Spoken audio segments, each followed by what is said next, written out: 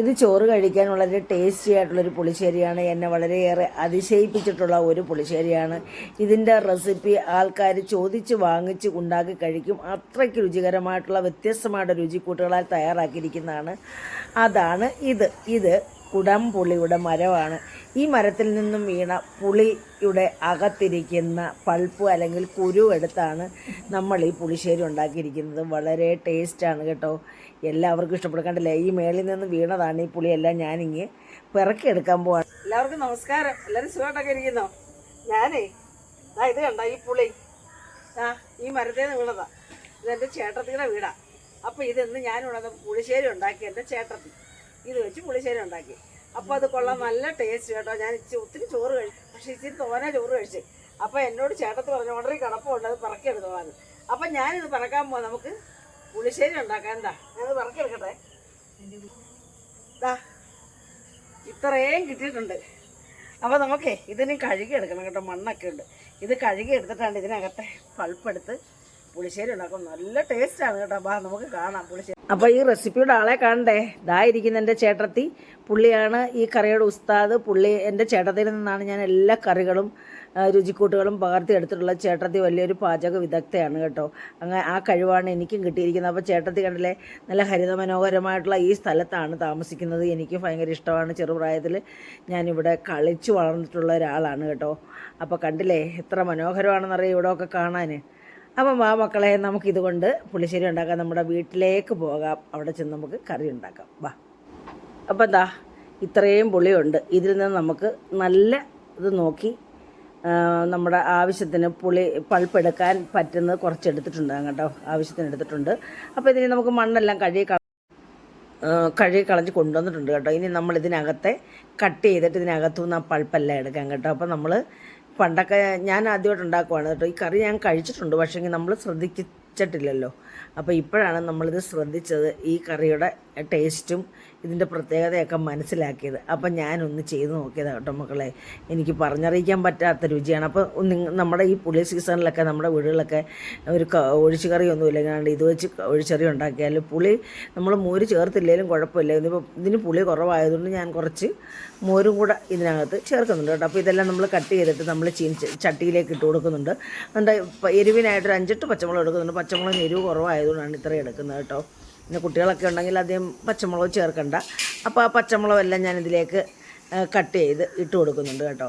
എന്നിട്ട് ഇത് വേവാനുള്ള ആവശ്യത്തിനുള്ള വെള്ളവും ഒഴിച്ചു കൊടുത്ത് 1/2 ടീസ്പൂൺ മഞ്ഞൾപ്പൊടി, അതുപോലെ തന്നെ 1/2 ടീസ്പൂൺ ഉപ്പും ചേർത്ത് നമുക്ക് അടുപ്പിൽ വെച്ചിത് അടച്ചു വെച്ച് ഒന്ന് വേവിക്കുന്നുണ്ട്. വെന്ത് തിളച്ച് അപ്പോൾ ഇതെല്ലാം വെന്ത് വീർത്ത് വന്നിട്ട് നല്ല കവർപ്പൊന്നുമില്ല, ചവർപ്പൊന്നുമില്ല. എന്തൊരു ടേസ്റ്റാണ് എന്നറിയാമോ.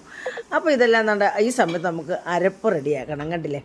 അപ്പോൾ ഒരു ചെറിയ തേങ്ങയുടെ 1 മുറി തേങ്ങയും പിന്നെ കുറച്ച് കൂടുതൽ ചെറിയ ഉള്ളി നമ്മൾ പുളിശ്ശേരിക്കൊക്കെ ചെറിയ ഉള്ളി ചേർക്കും. കുറച്ച് ചെറിയ ഉള്ളി എടുത്തിട്ടുണ്ട്. പിന്നെ 1/4 ടീസ്പൂൺ ജീരകപ്പൊടിയും 1/4 ടീസ്പൂൺ മഞ്ഞൾപ്പൊടി. നമ്മൾ 1/2 ടീസ്പൂൺ ചേർത്തിട്ടുണ്ടായിരുന്നു മഞ്ഞൾപ്പൊടി. പിന്നെ ഒരു പച്ചമുളക് ഇടുന്നുണ്ട്. പിന്നെ ഇതിനകത്തുനിന്ന് ഒരു 3-4 ചെറിയ ഉള്ളി ഞാനെങ്കിൽ മാറ്റും കേട്ടോ. നമുക്ക് വേണം, ആവശ്യമുണ്ട്, പറയാം. അപ്പോൾ ഇതിനെ നമുക്ക് ഫൈൻ പേസ്റ്റാക്കി അരച്ചെടുത്തുകൊണ്ട് വരാം.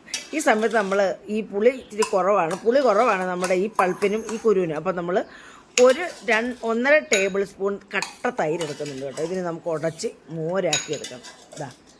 ഇതെടുത്ത് മാറ്റി വെച്ചിട്ടുണ്ട് കേട്ടോ. ഈ സമയത്ത് നമ്മുടെ ഈ പുളിയുടെ സീഡെല്ലാം നന്നായിട്ട് വെന്തിട്ടുണ്ട്. ഇതിലേക്ക് നമ്മൾ അരച്ച് വെച്ച അരപ്പും ചേർത്ത് നല്ല ഫൈൻ പേസ്റ്റാക്കി അരച്ചാണ് കേട്ടോ. അതും ചേർത്ത് നമ്മുടെ മിക്സി കഴുകി ആവശ്യത്തിന് വെള്ളം ഒഴിച്ച് നമ്മൾ ഉപ്പൊക്കെ നോക്കിയിട്ട് കുറച്ച് നമ്മൾ പുളി ചേർക്കുന്നതുകൊണ്ട് ഇച്ചിരി ഉപ്പൂടെ കൂടുതൽ ചേർക്കണം. അപ്പം നമ്മൾ നേരത്തെ ഉപ്പ് ചേർത്തായിരുന്നു കേട്ടോ.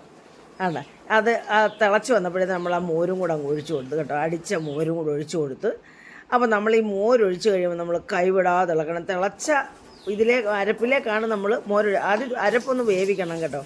എന്നിട്ടേ മോരൊഴിക്കാവുള്ളൂ.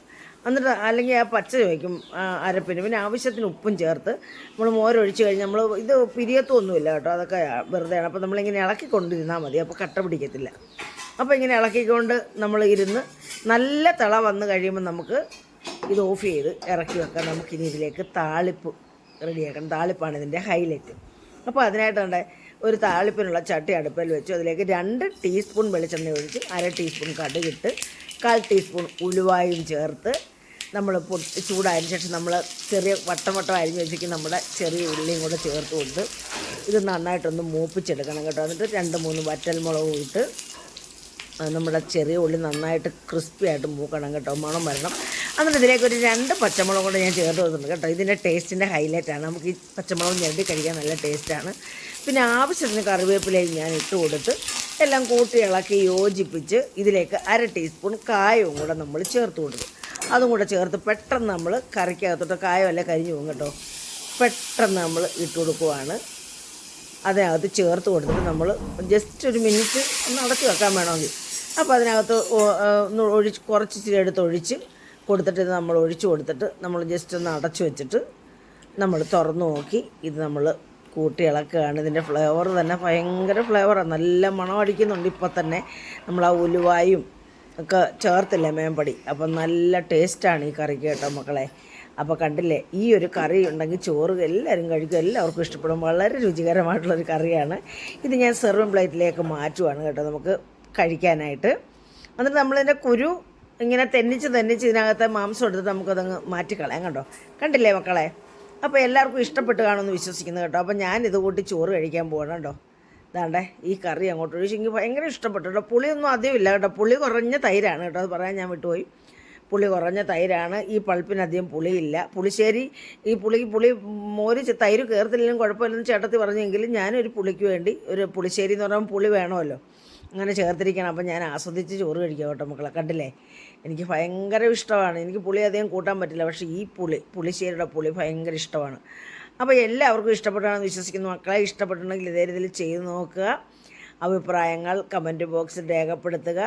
അതുപോലെ തന്നെ ലൈക്ക് കൂടെ തരണം അമ്മയ്ക്ക് കേട്ടോ. അതുപോലെ തന്നെ ഓൾ എന്ന ഓപ്ഷനോട് ഒന്ന് ക്ലിക്ക് ചെയ്തെങ്കിലേ അമ്മ ഇടുന്ന വീഡിയോസിൻ്റെയൊക്കെ നോട്ടിഫിക്കേഷൻ കിട്ടുകയുള്ളൂ. അപ്പോൾ ഹൈപ്പ് എന്ന് പറയുന്നൊരു ഓപ്ഷനും ഉണ്ട് ഇതിനകത്ത്, അതുകൂടൊന്ന് ചെയ്തേക്കണം കേട്ടോ മക്കളെ.